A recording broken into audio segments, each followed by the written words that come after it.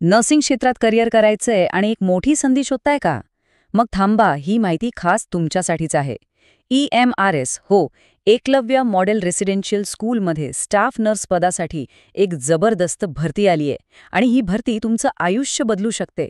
चला तर मग आज आपण या संधीबद्दल सगळं काही जाणून घेऊया, अगदी सोप्या भाषेत. अगदी बरोबर. ही खरंच एक सुवर्ण संधी आहे.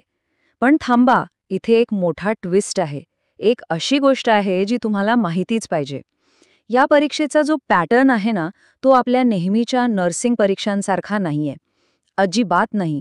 तो पूर्णपणे वेगळा आहे. आणि हाच फरक तुमची निवड होणार की नाही हे ठरवू शकतो. त्यामुळे पुढची काही मिनिटं खूप महत्वाची आहेत. नीट लक्ष द्या. ओके, तर सगळ्यात आधी EMRS म्हणजे नेमकं काय? तर बघा, EMRS म्हणजे एकलव्य मॉडेल रेसिडेन्शियल स्कूल. या शाळा देशभरातल्या आपल्या आदिवासी विद्यार्थ्यांना खूप चांगलं शिक्षण देण्यासाठी ओळखल्या जातात. आणि विचार करा, ह्याच एका मोठ्या चांगल्या कामाचा भाग होण्याची संधी तुम्हाला स्टाफ नर्स म्हणून मिळतीये. आणि हो, ही भरती खास करून महिला उमेदवारांसाठी आहे, जी खूप मोठी गोष्ट आहे. आणि जागा किती आहेत माहितीये? तब्बल 550. हो, तुम्ही बरोबर ऐकलं. 550 जागा आणि त्या फक्त आणि फक्त महिला स्टाफ नर्ससाठी आहेत. आता तुम्हीच विचार करा, सरकारी नर्सिंगच्या क्षेत्रात एवढा मोठा आकडा सहसा बघायला मिळत नाही. म्हणजे ही संधी किती मोठी आहे याचा अंदाज तुम्हाला आलाच असेल. चला, आता या 550 जागा कशा वाटल्या आहेत ते बघूया. म्हणजे प्रत्येक कॅटेगरीसाठी संधी आहे. सगळ्यात जास्त म्हणजे 224 जागा आहेत अनरिझर्व्ड किंवा अनरिझर्व्ड कॅटेगरीसाठी.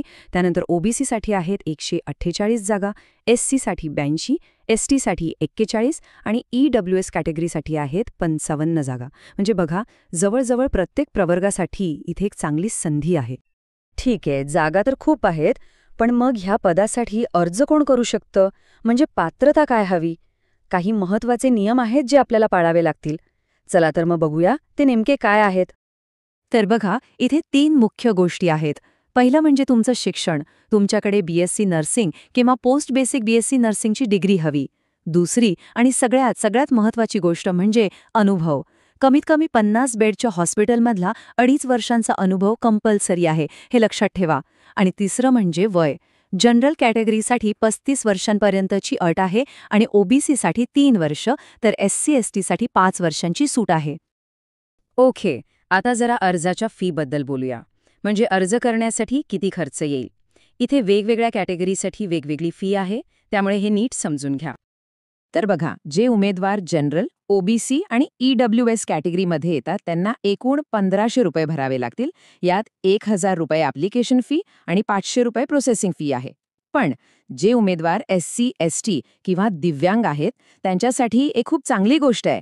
त्यांना ॲप्लिकेशन फी पूर्णपणे माफ आहे. त्यांना फक्त ₹500 प्रोसेसिंग फी भरायची आहे. आता आपण येतोय या संपूर्ण भरती प्रक्रियेच्या सगळ्यात महत्त्वाच्या भागाकडे. हा तो भाग आहे जिथे बरेच जण गोंधळू शकतात. तो म्हणजे परीक्षेचा पॅटर्न. मी आधीच सांगितलं होतं, हा पॅटर्न नेहमीसारखा नाहीये. त्यामुळे तुमचं सगळं यश या एका गोष्टीवर अवलंबून आहे. नीट ऐका. ही परीक्षा म्हणजे जणू काही 2 टप्प्यांची लढाई आहे. स्टेज 1 म्हणजे प्रिलिम्स. ही फक्त एक क्वालिफाईंग परीक्षा आहे. म्हणजे काय? तर तिचे मार्क फायनल सिलेक्शनसाठी धरले जाणार नाहीत. तिचं काम फक्त गर्दीतून हुशार उमेदवार पुढे पाठवणं आहे. पण खरी लढाई आहे स्टेज 2 मध्ये, म्हणजे मेन्स परीक्षेत.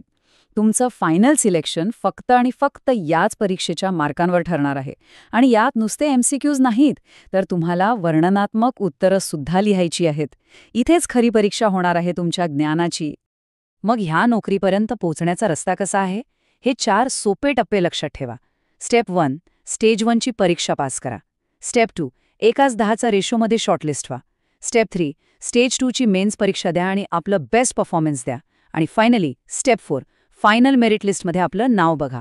बस, हाच आहे तुमच्या स्वप्नापर्यंतचा रोडमॅप. थांबा, एक खूप महत्वाची गोष्ट, एक प्रकारची वॉर्निंग समजा. दोन्ही परीक्षांमध्ये निगेटिव्ह मार्किंग आहे, तेही 1/3. याचा सरळ अर्थ काय होतो? तुमचं प्रत्येक चुकीचं उत्तर तुम्हाला स्पर्धेतून मागे खेचणार आहे. त्यामुळे अंदाजे उत्तरं देण्याचा विचार सुद्धा मनात आणू नका. जे येतोय तेच अचूक सोडवा. चला, एवढ्या मेहनतीनंतर, एवढ्या आव्हानांनंतर फळ काय मिळणार? आता आपण बोलूया त्या गोष्टींबद्दल ज्याची सगळेच जण वाट बघत असतात. म्हणजे पगार किती आणि नोकरी कुठे मिळेल? तर इथे तुम्हाला पगार मिळणार आहे पे लेव्हल 5 नुसार. आता हे ऐकून गोंधळू नका, सोप्या भाषेत सांगतो. ही केंद्र सरकारची नोकरी आहे आणि याचाच अर्थ तुमचा पगार आणि बाकीचे फायदे हे राज्याच्या नोकऱ्यांपेक्षा खूपच चांगले आणि जास्त असणार आहेत. आणि नोकरी कुठे असेल? तर तुमची पोस्टिंग देशभरातल्या आदिवासी बहुल जिल्ह्यांमध्ये होईल, जिथे तुमच्या कामाची, तुमच्या सेवेची खरोखरच खूप गरज आहे. आणि जर आपण महाराष्ट्राचा विचार केला तर नागपूर, ठाणे किंवा विदर्भातल्या काही भागांमध्ये सुद्धा पोस्टिंग मिळू शकते. म्हणजे ही नॅशनल लेव्हलची संधी तुमच्या घराच्या जवळही येऊ शकते. तर मग आत्ता सगळं काही तुमच्यासमोर स्पष्ट आहे. आता अजिबात वेळ वाया घालवू नका. लक्षात ठेवा, या परीक्षेचा पॅटर्न वेगळा आहे. तुम्हाला एकाच वेळी 2 गोष्टींची तयारी करायची आहे. OMRसाठी स्पीड आणि अचूकता, आणि सोबतच मेन्सच्या वर्णनात्मक पेपरसाठी तुमचं ज्ञान व्यवस्थित मांडण्याची कला. हे चॅलेंज सोपं नाही. त्यामुळे तयारी आज नाही, आत्ताच सुरू करा. आणि शेवटी सगळ्यात मोठा प्रश्न, की उमेदवार या वेगळ्या, या अनोख्या पॅटर्नसाठी खरंच तयार आहेत का?